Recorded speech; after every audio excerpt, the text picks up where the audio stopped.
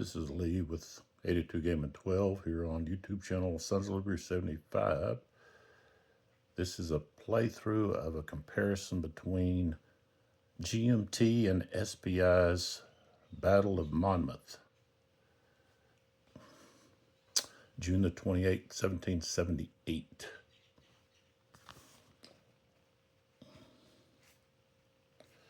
Okay, so we played the first turn in the GMT game.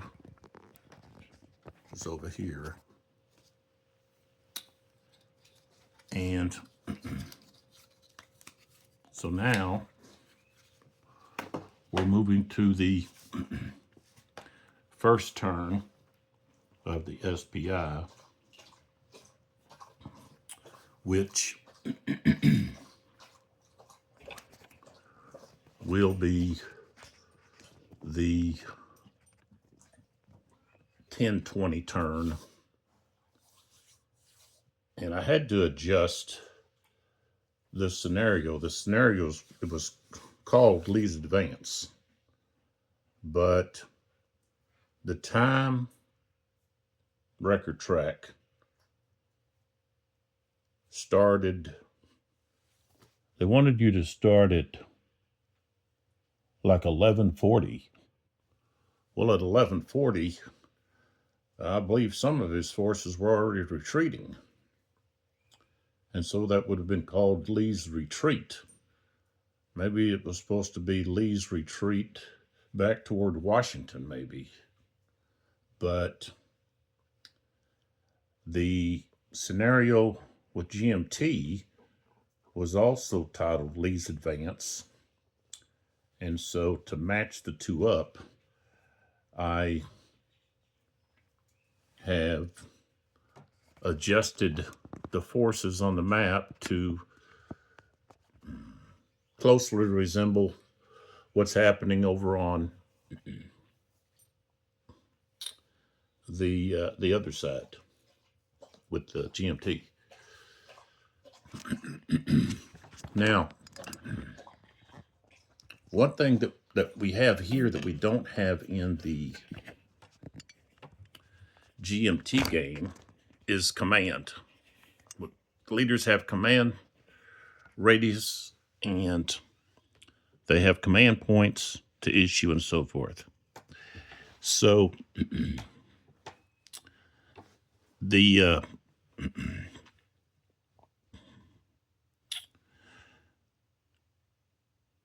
British can pretty much, commanders can pretty much command anyone, because most of these units say independent,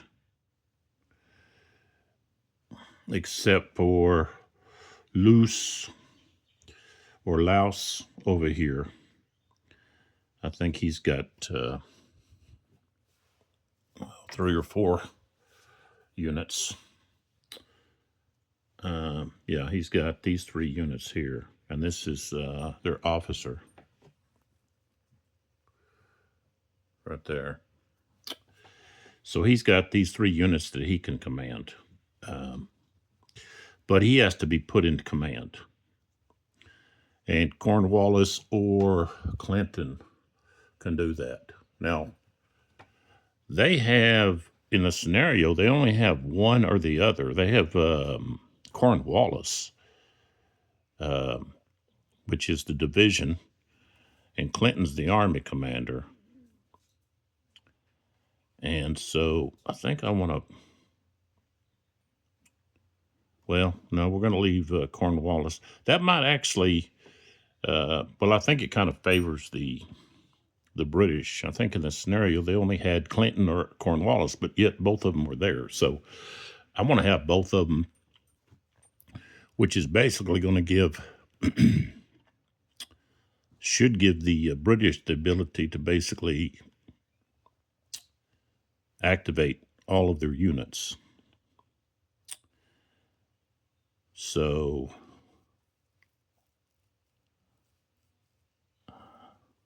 that's what we've got. And with this battle, there's not a whole lot of information that I could find through books, magazines, so forth, concerning what was specifically happening in the early parts of the battle.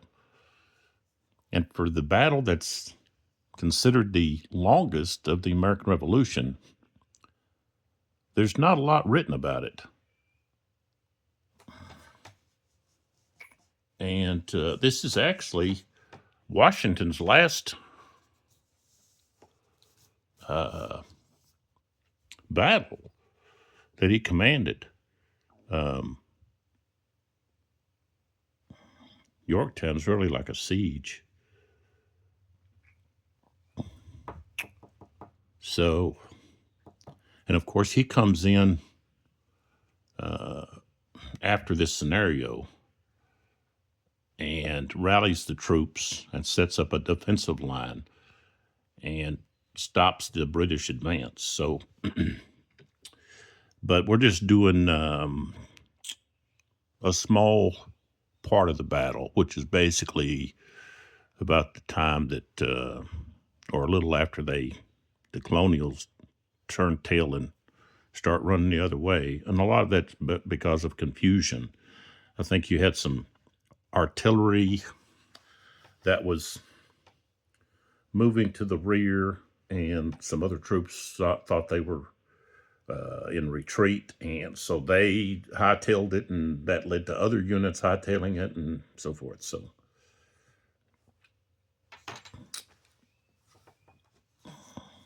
all right, so we're at 10:20, according to the.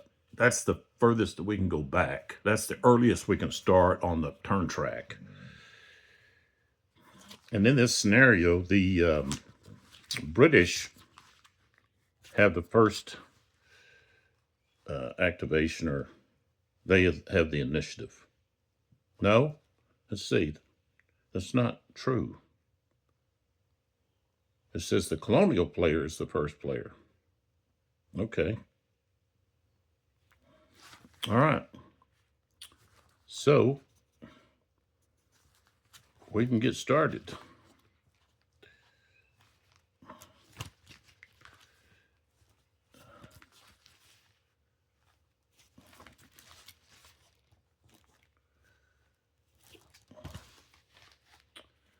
Okay, so we have the command phase. So this is where the phasing player examines his units to determine which are in command and which are out of command or isolated. Now, we don't have anybody isolated. Isolated would be basically like surrounded, whether it be units or minimum fire zone. So if we look here, we've got Lee here, who's on the hill. We've got Scott, which is an officer. We've got Maxwell back here as an officer. And Lee is in command of a wing. So we have Dickinson, that's over here. And these units are pretty weak. If you look, we look a little closer. They've got a 1 for a morale. Okay. So they're not going to be passing morale checks very often. Okay, and then we look over here. This is just north of Freehold, where Monmouth Courthouse is, and this is Wayne. Now, Wayne is an officer, but he was actually had like a whole division, and Lafayette was given his command, and then Wayne was given the Advance ad hoc group. So Wayne is able to put in command these units that are over with Lafayette.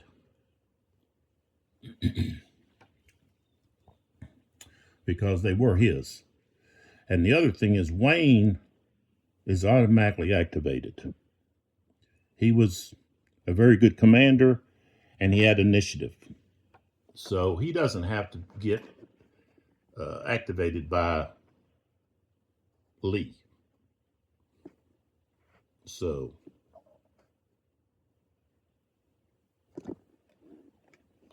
all right.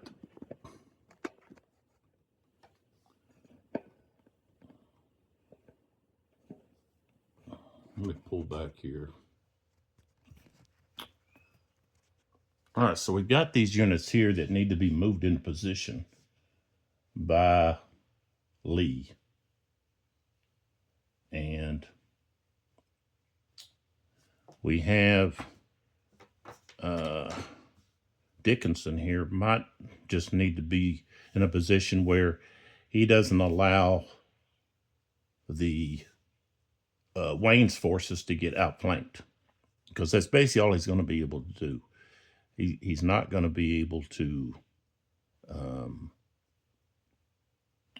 hold any kind of an attack. If he's attacked, his units are going to turn and run. And so basically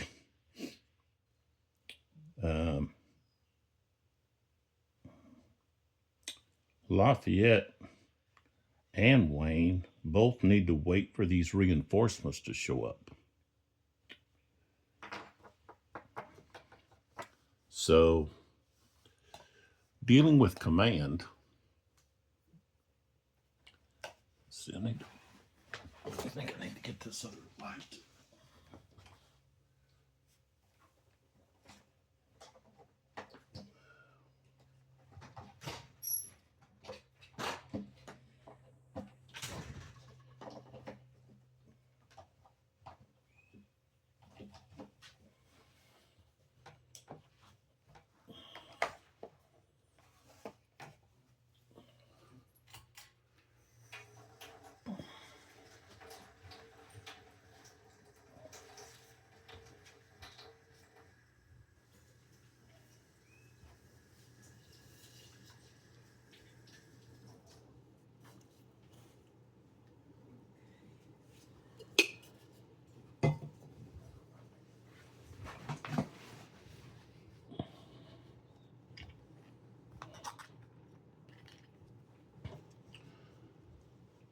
Dickinson's out of command.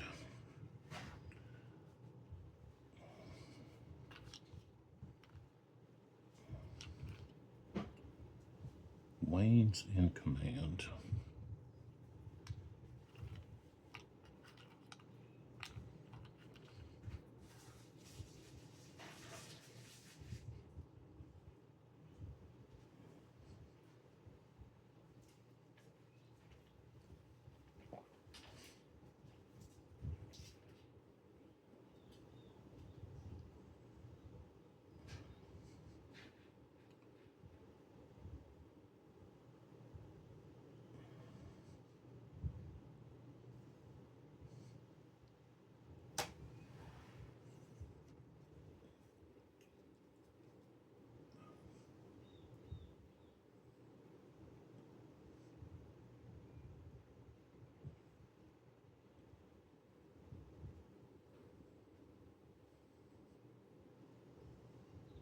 And then we have to roll to find out how many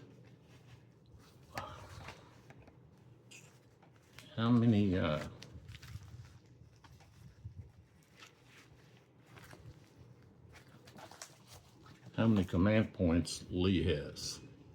Okay. So we've got this table that we have to roll on. Now we rolled a 1. Okay, so with a 1, he gets 0. So he has 0 activation, which doesn't help the colonial cause. And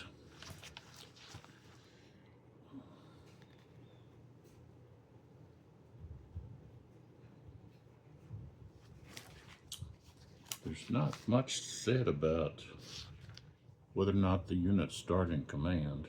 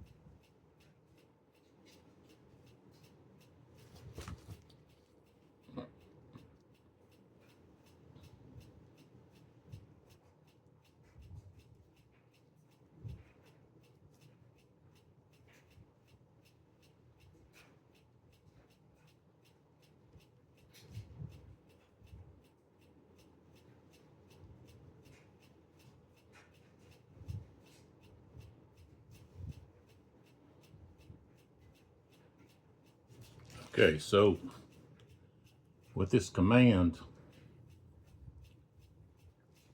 that's going to be, they have to be within command range. And for Lafayette, that's 3. He's got a command range of 3.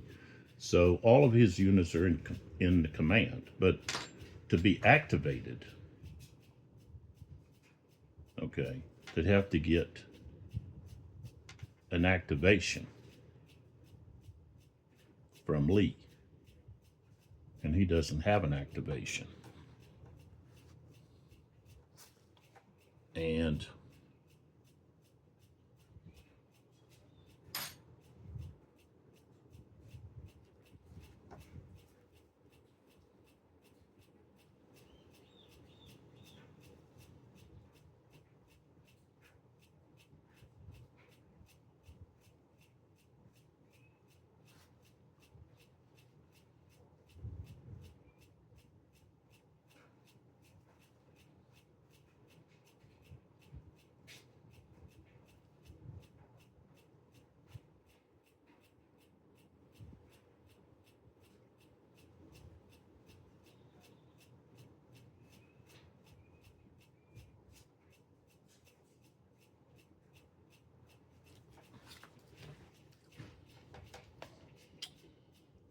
so Wayne,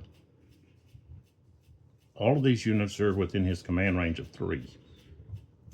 And Wayne was close enough, he could activate all of these units.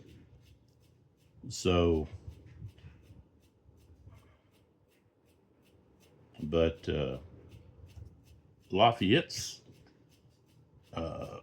units are in command, but they're not activated.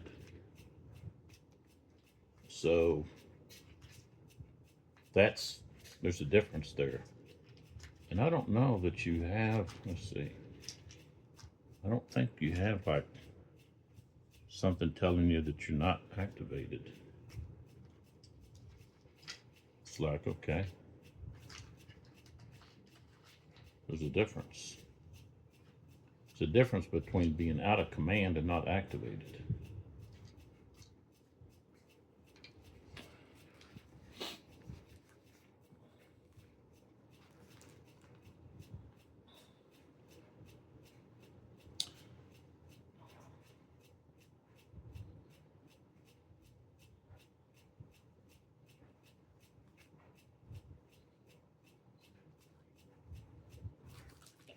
So if you're not activated,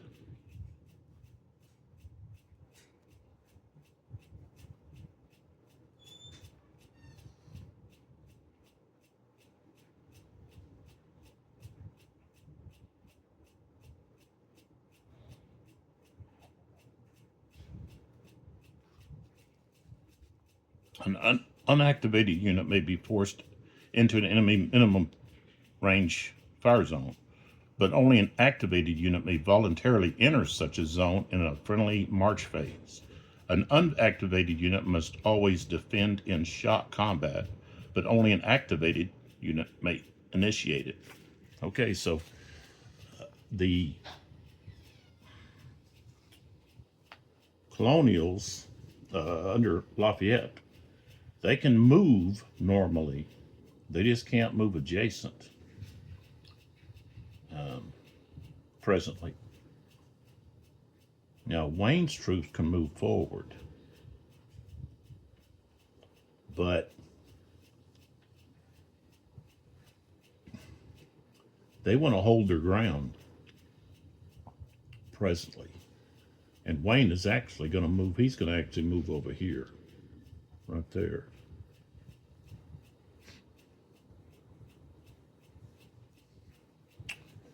And over here, let's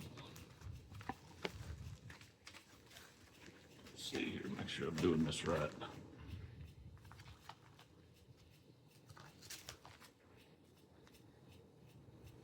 Of course, we don't have any rally phase to do.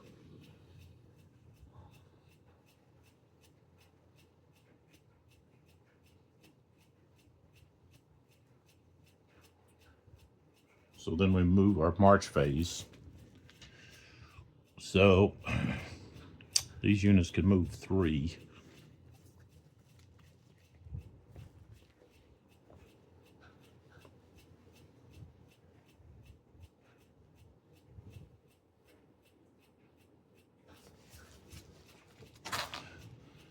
So 1, let's see.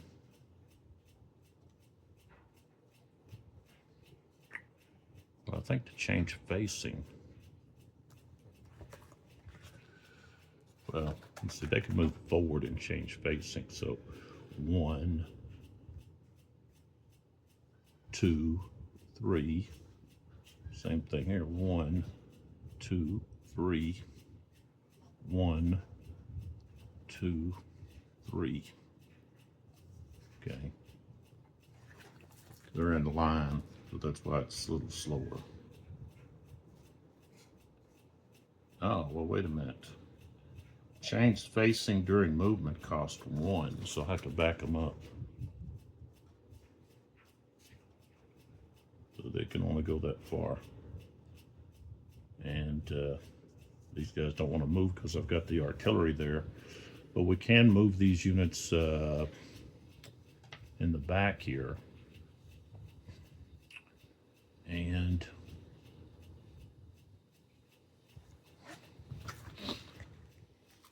they could, let's see, I don't think, they're not activated. So I don't think they can move grand tactical movement.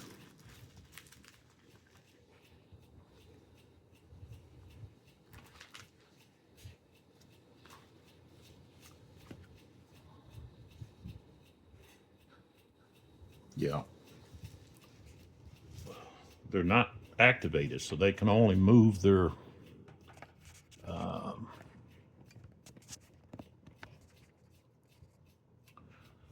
they got a movement of 6. Stacking wise, I think it's what is it?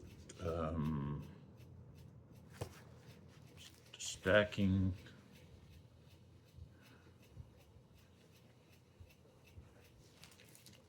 So in clear terrain, it's 16 strength points.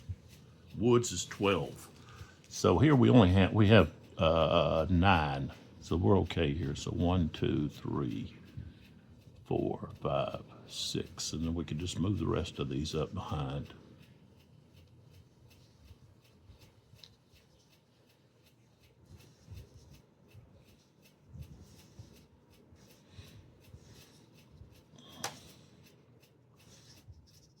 And then Lee, we want to move him forward so that he can activate possibly Lafayette. So 1, back it up a little bit, 2, 3, 4, 5, 6.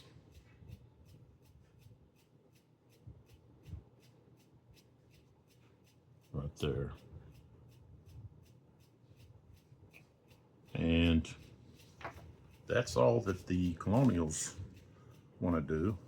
So then we move to the reciprocal artillery phase. So we roll a die, we get a 2.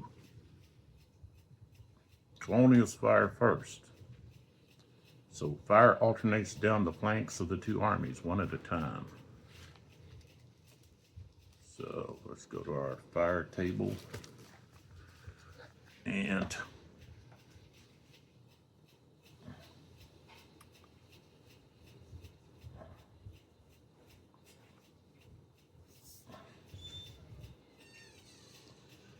we'll start over here.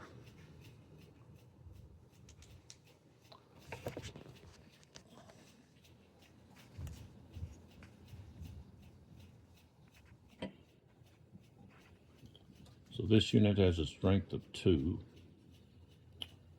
And let's see, facing this way. So they can fire at this unit here. So that's what they're going to fire at. That's 1, 2, 3 hexes away. Strength of 2.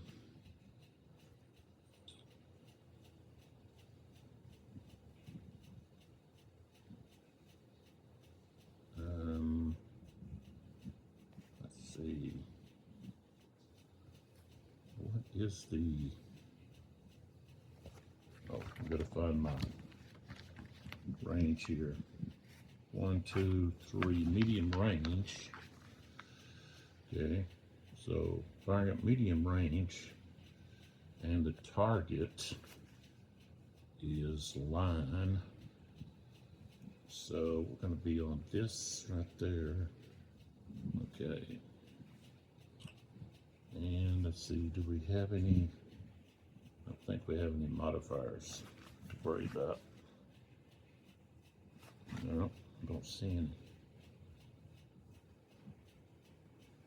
Okay. We roll the dice. We get a 1. The 1 is going to be no effect. Okay. And so then we find the British gun. And for some reason, they only have 1 in this scenario. Right here. Just 3-pounder. And we're going to fire right here where Wayne's at.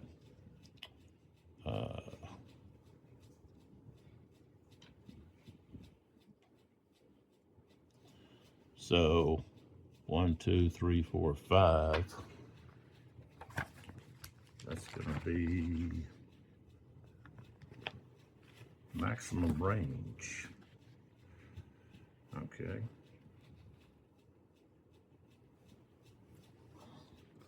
Targets in line. Got a 4.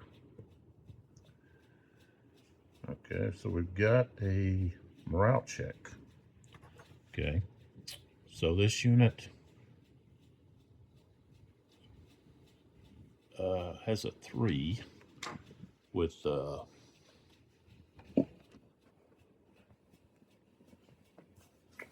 morale is the 3.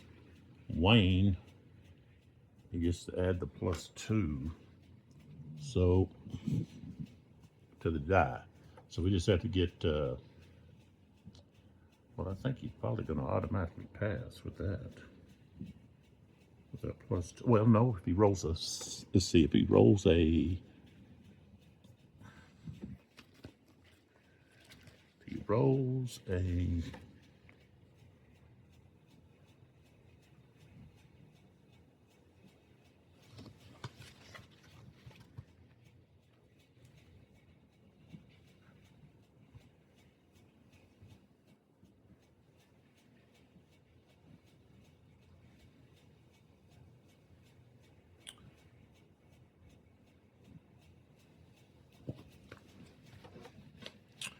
well, maybe that the leader, let's see, maybe the leader doesn't. Let's see. Yeah, well, it says morale bonus. So you got to roll less than, equal to or less than. So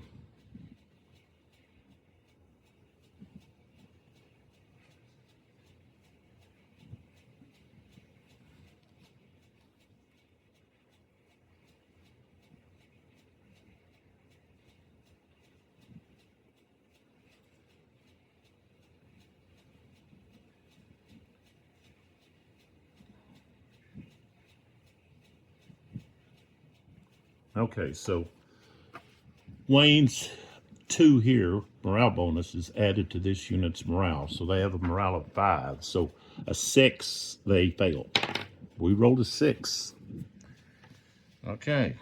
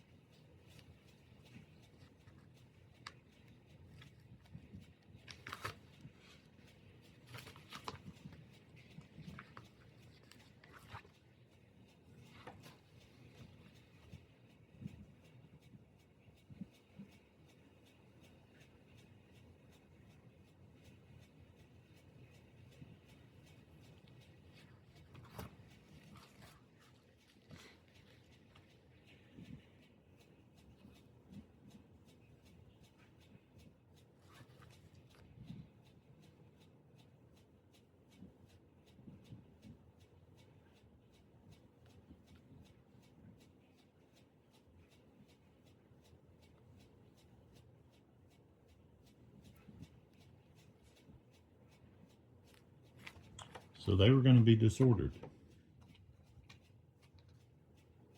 And disorder is going to subtract 2 from their morale.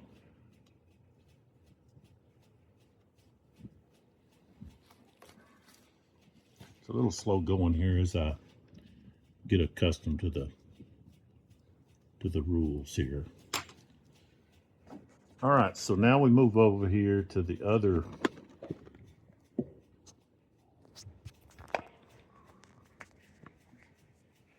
artillery units. Okay, so these 2 units are beside each other, so they can fire at the same target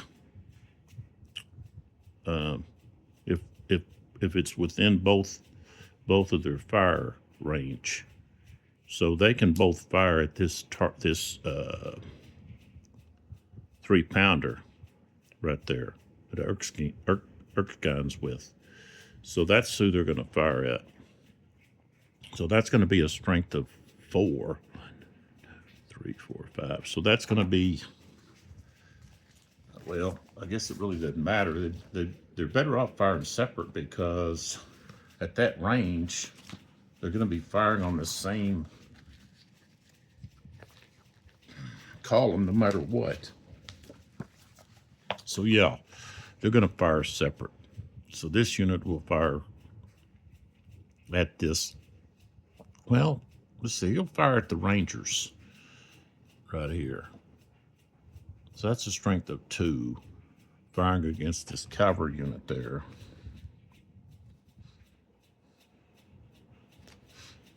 So, and that's going to be a range of 1, 2, 3, 4. I think that's still 1, 2. Well, that's going to be medium range. So artillery, medium range, strength of 2. Okay, firing at dragoon units is going to be right there. Rolled a 4. 1, 2, 3, 4. So a morale check. So they have a morale of 3. Rolled a 6, so they become disordered.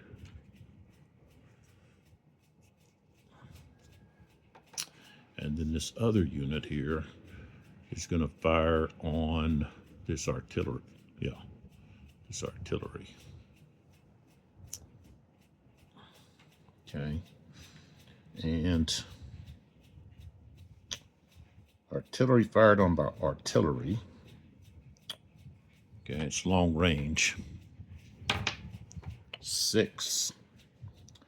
That's going to be a disorder.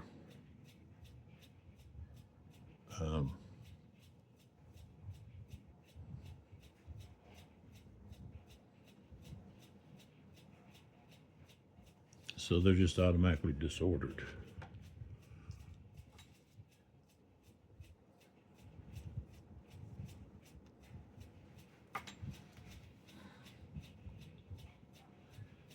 Okay. And then we move around.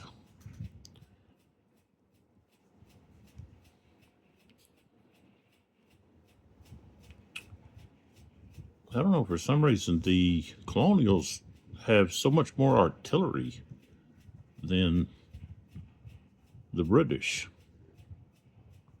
Okay, so this 2-pounder,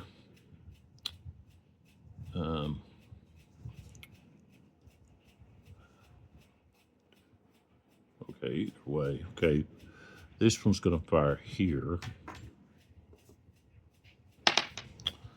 2, no effect. 6-pounder. I'll fire at this light unit.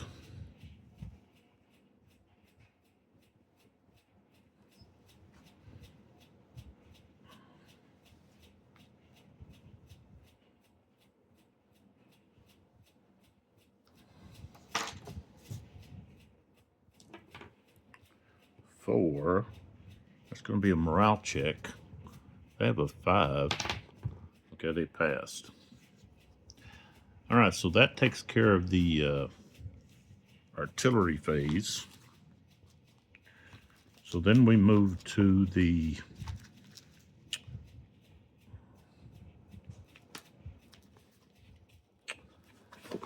reciprocal infantry fire phase, which we don't have. Nobody's close enough. Shot combat, we don't have that. So then we go to the second player turn. And so we look at command. And we see that, you know, the British are all going to be in command. And they're going to be activated.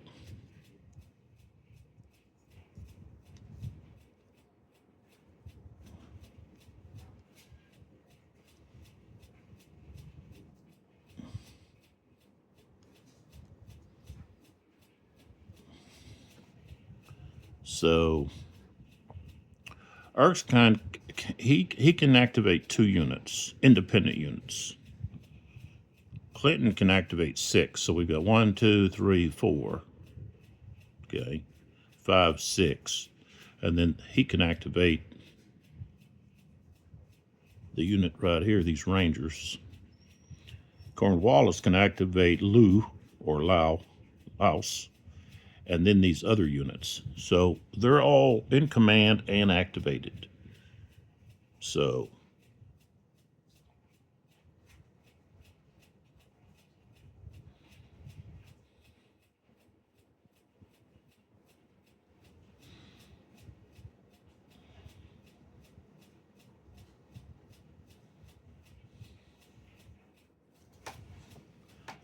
all right, so they're going to move forward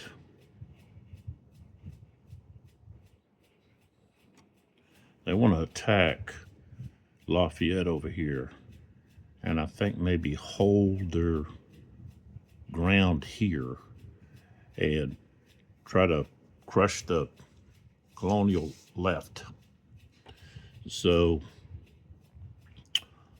Los. All right, so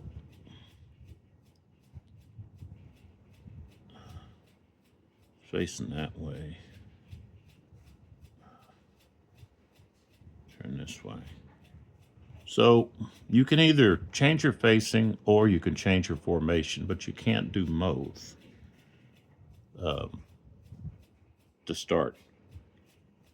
So change face facing, and now he can move before. 1, 2, 3, 4. Okay, same thing here. So basically you go up and down the line and either change facing or, like these guys that just changed their facing. Like this. All right, like that. And wait a minute, before I do that, these units that are disordered, so you have the command phase, then you have the rally phase.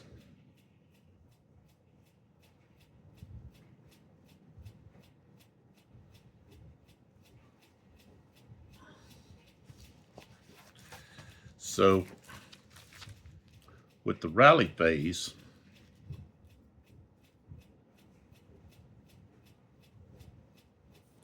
a brigade leader may rally the units that are within his command radius.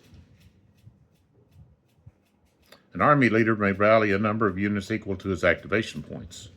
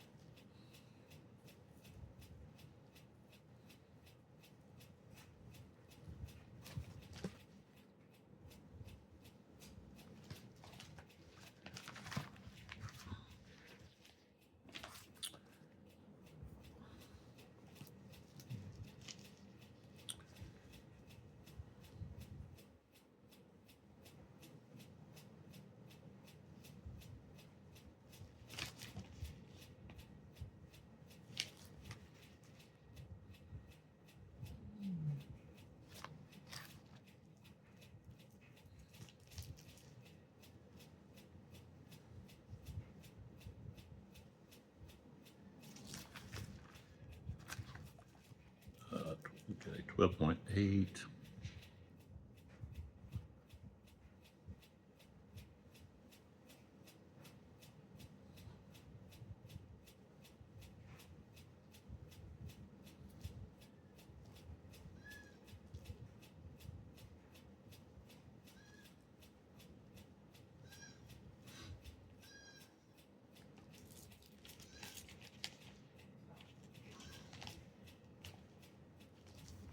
I think a disordered unit just automatically becomes, if they're in command, they automatically become undisordered.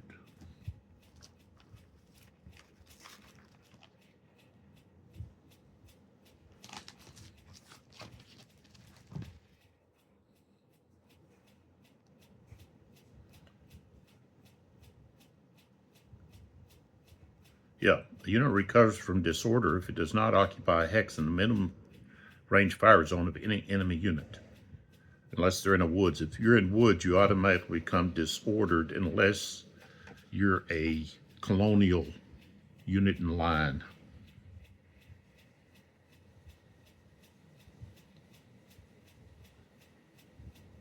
And then a rally unit is only rallied if stacked with a leader. And they can't be in an enemy minimum range fire zone.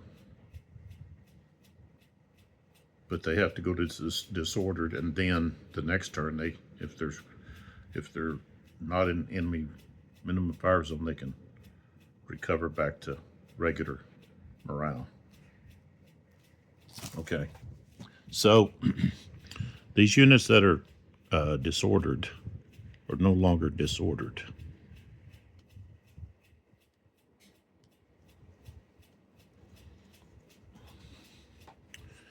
All right.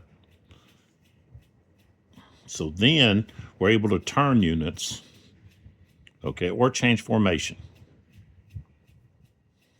And then you have your movement. So 1, 2, 3, 4.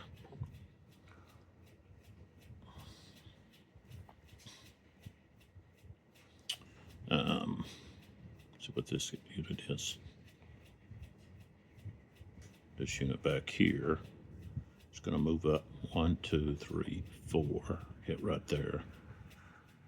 Okay.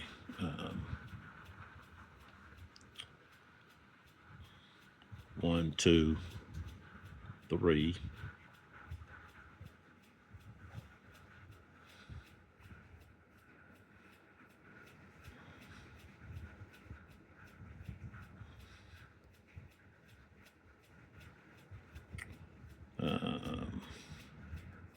This unit here is going to stack 1, 2, 3. This independent's going to stack with this one. 1, 2, 3. Moves in there.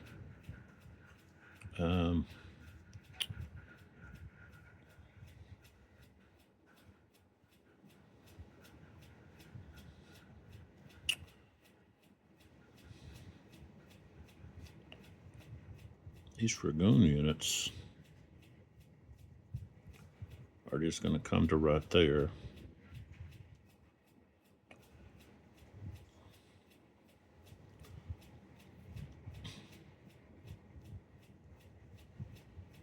Artillery stays there.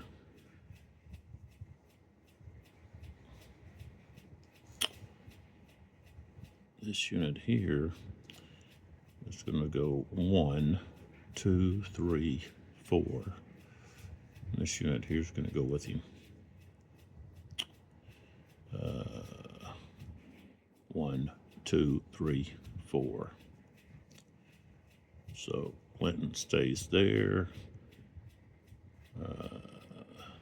Cornwallis moves up here, right there. Okay, let's see. These two guys.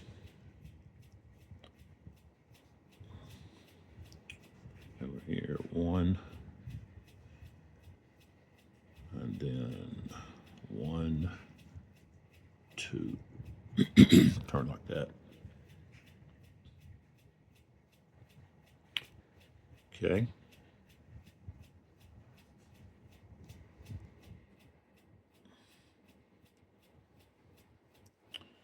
All right. So now we have the reciprocal artillery phase. Roll the die. And it's odd, so that means the British get to go first. So they only have 1. They're going to fire here again at this unit that's already disordered. So we have a strength of 2. 1, 2, 3, 4, 5. So we're going to be firing on that first column. We rolled a 1's no effect. Okay.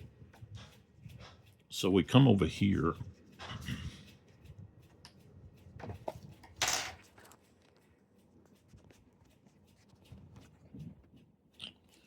We've got this 2-pounder, and they're going to fire at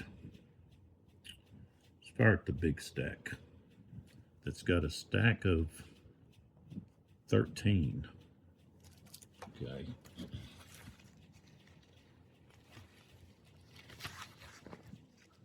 All right.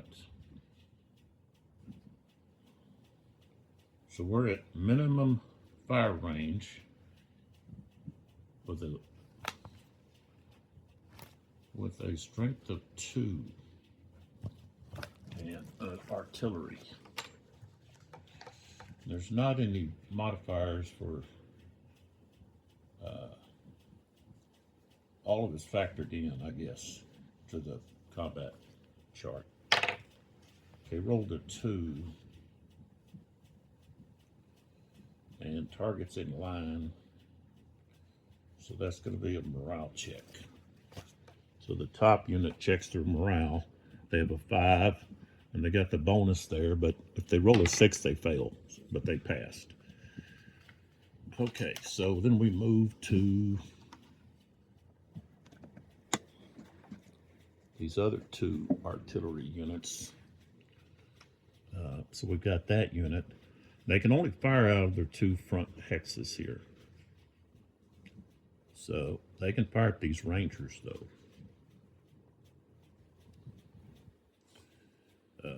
Queen's Rangers, Dragoons.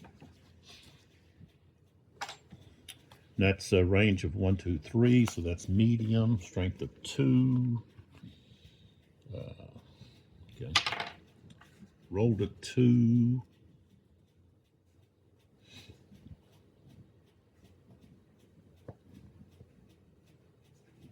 It's a morale check. They have a 3. They rolled a 2, so they passed. Okay, so then we go to that unit. And they can fire at this, well, yeah, I already fired that artillery, didn't I? I guess I did. Yeah, I did. Okay. Okay, so fired that artillery. No effect. Okay. Then we have that gun there.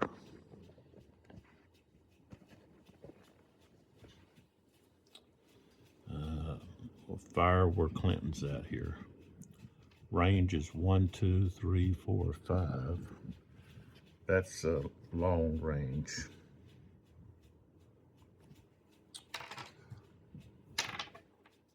Rolled a 3.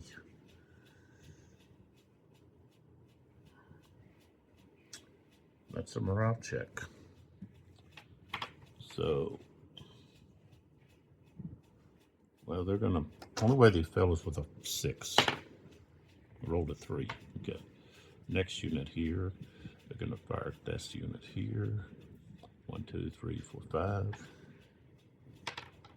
1 is no effect. Okay, so now we go to reciprocal infantry fire. And we have a 6, so the colonials will get to fire first. And we're only going to have, over here, we're going to have, where's my,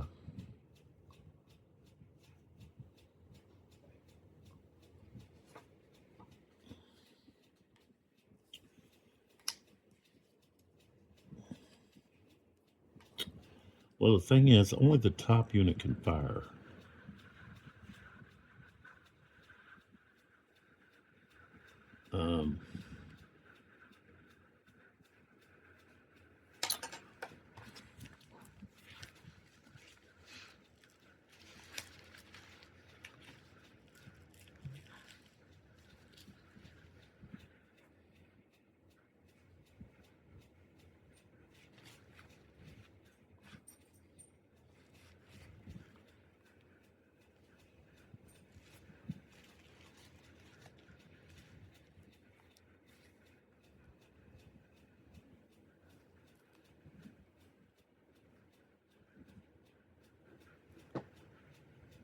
Yeah, only the top unit of a stack may fire.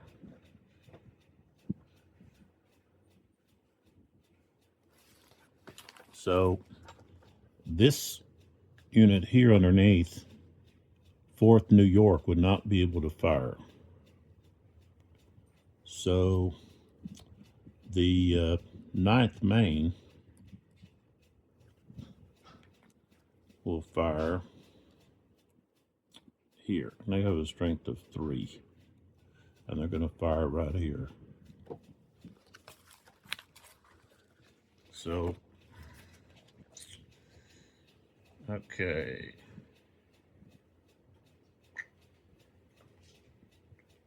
So line, they got a strength of 3. Okay. Got a 2. It's a morale check. Okay, that unit's morale is a 5. You can tell that. They rolled a 1, so they passed. Okay, so then we go to the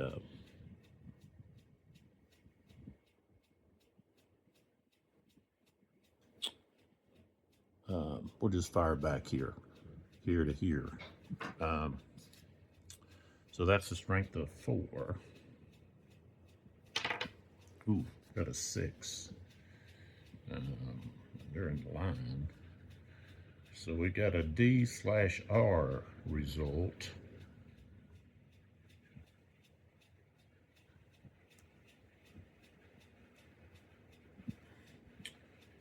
So we check morale. Their morale is a 3. And they passed. Okay.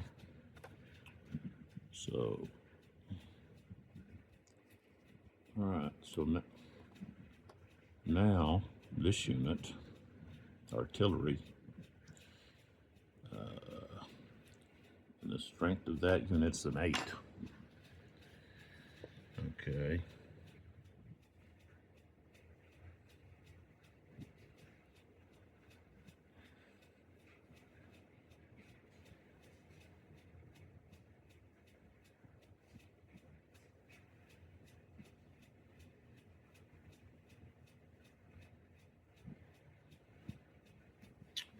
All right, so that'll be a target class 4 because it's the top unit is artillery.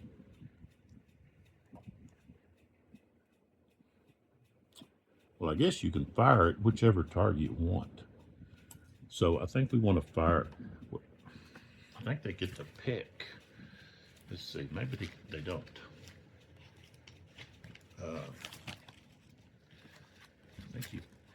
I don't think you have to fire at the top unit, do you? Maybe that's shock.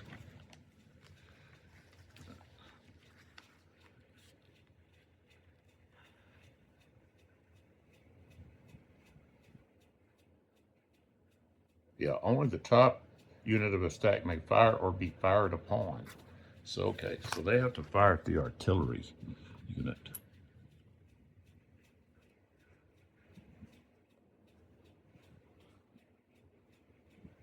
Let's see.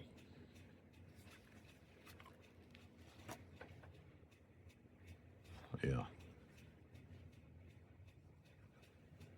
All right. So they've got a strength of 8, but then these guys are also going to fire. And I have to fire them together. So that's going to be a strength of 15.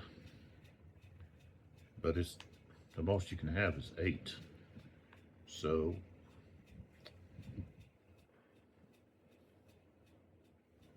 okay. Can't fire separate. Got a 6. Okay. So that's going to disorder the artillery.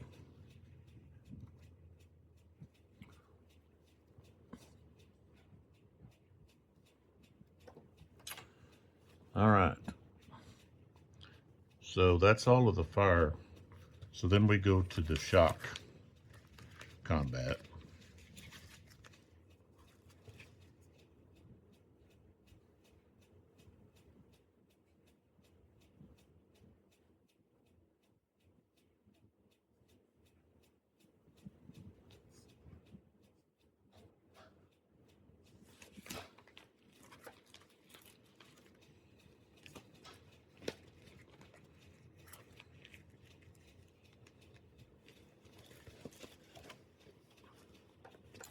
All right, so these two stacks are going to shock here. This stack's going to shock there.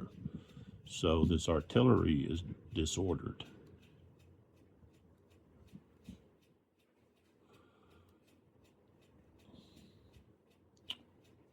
Okay.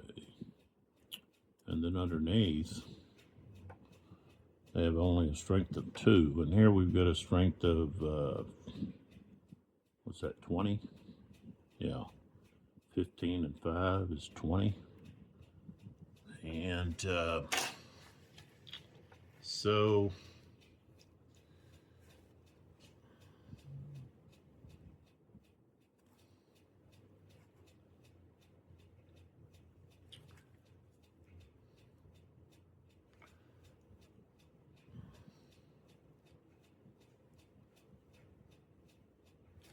all right, so if they're disordered, I don't know that they can fire. Okay, let's see here.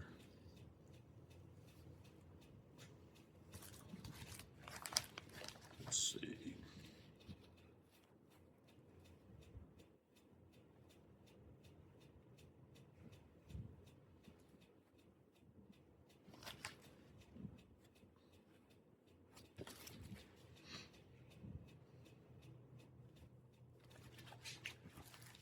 All right, so a unit that's disordered.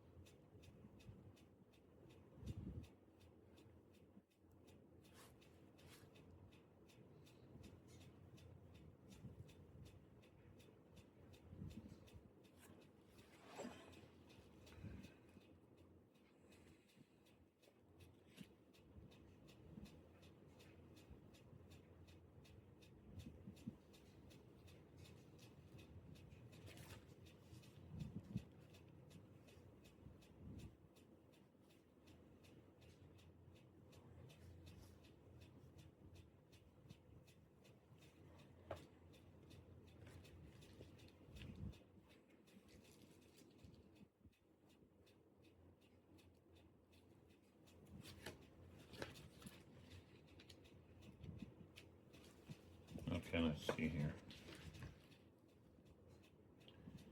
Okay, so any disordered unit. Okay, so they can't fire, but they have to decide where they're going to fire.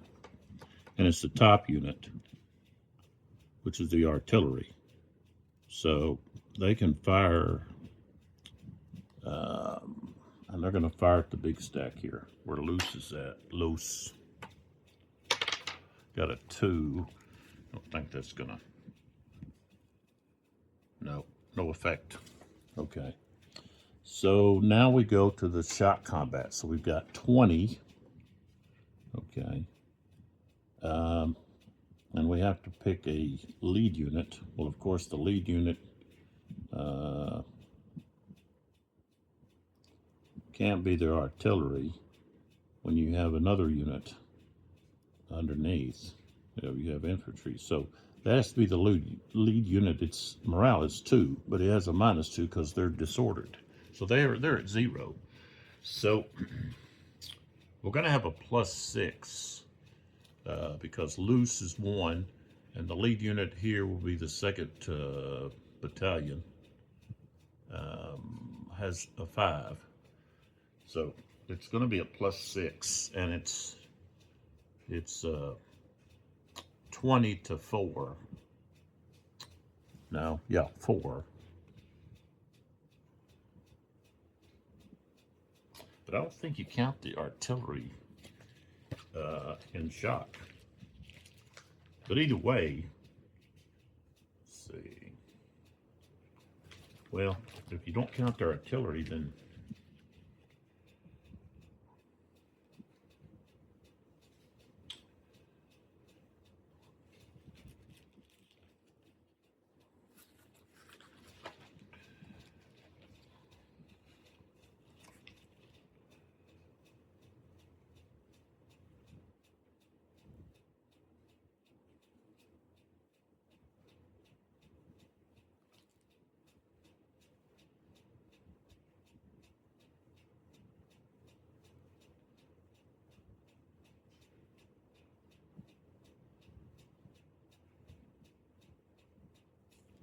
I guess they are. So it'd be 5 to 1 with a +6.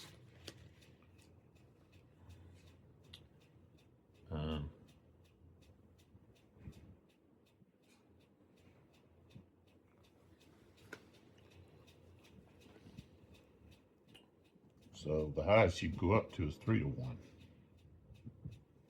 So, okay, so we're at 3 to 1.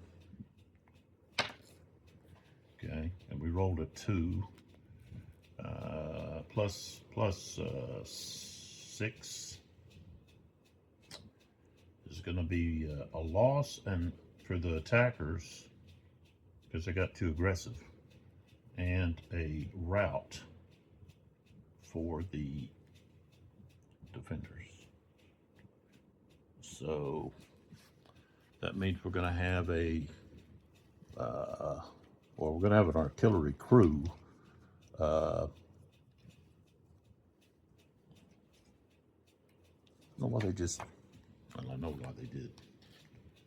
I know why they did that.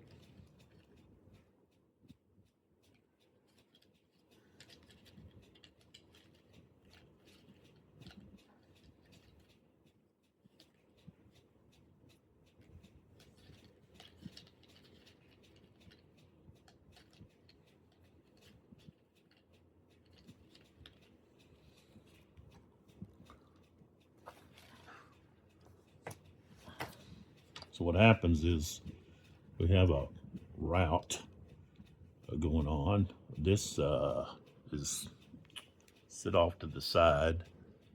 Let's put it in there. Well, we'd actually leave it there. This unit has to retreat. 1, 2, 3. This would stay here. Put that there. And the crew would retreat back too, like that. You put a route marker on them.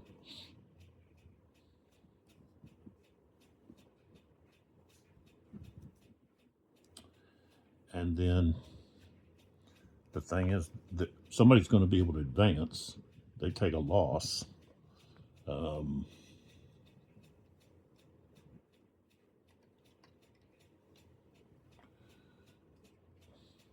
And they're going to capture that artillery piece. So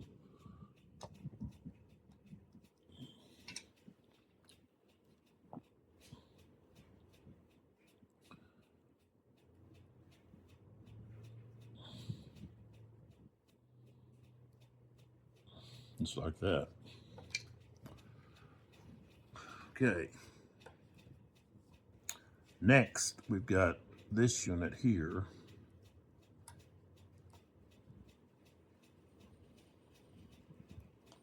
They're attacking these guys here that are in this little bit of a building there.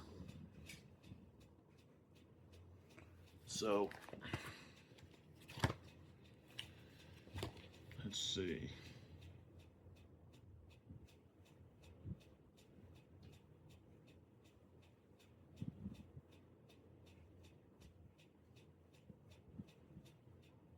I guess there's not a modifier for being in the woods. I mean, not woods, but the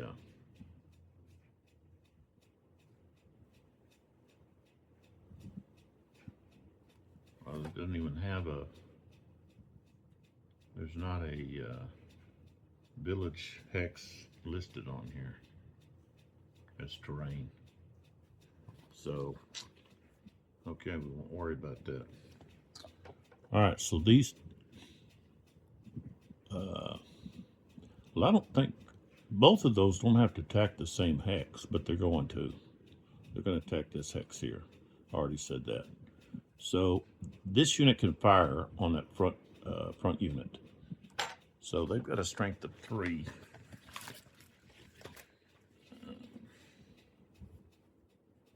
Okay. We got a 5.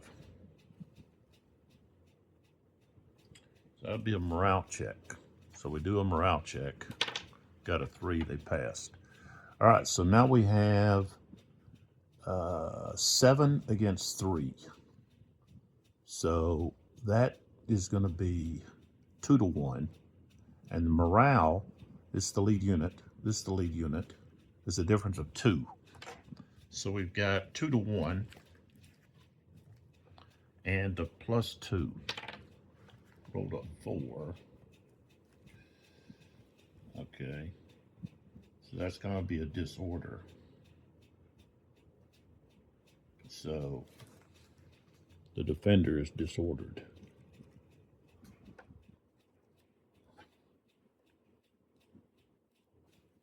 Just like so.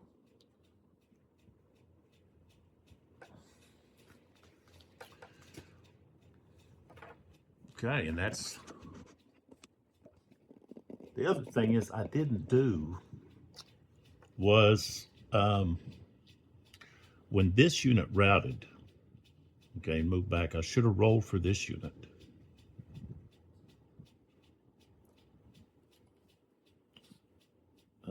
He might have also retreated this unit. I didn't do that.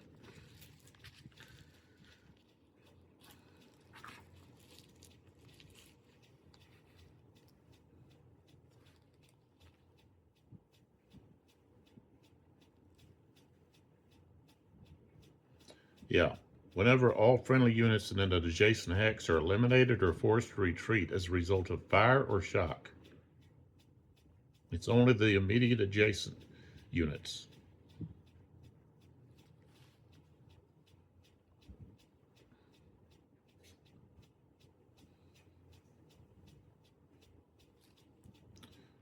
Should any of these adjacent units fail their check and retreat, that retreat is okay. But it would just maybe cause them to be disordered, but that could have affected this combat here, because then they would be at a -2 and their morale would be a 1 instead of being a 3. So, but I'll leave it just like it is. Just have to remember to do that. So you have to do, we're going to turn this guy, and he'd have to go to turn over to the column side, and then this crew, since the artillery was captured, we'll just get rid of it. No use keeping them. I think they might be able to contribute like 1 strength point or something. Maybe 2 strength points. But there we go. So the British lost a step and captured artillery.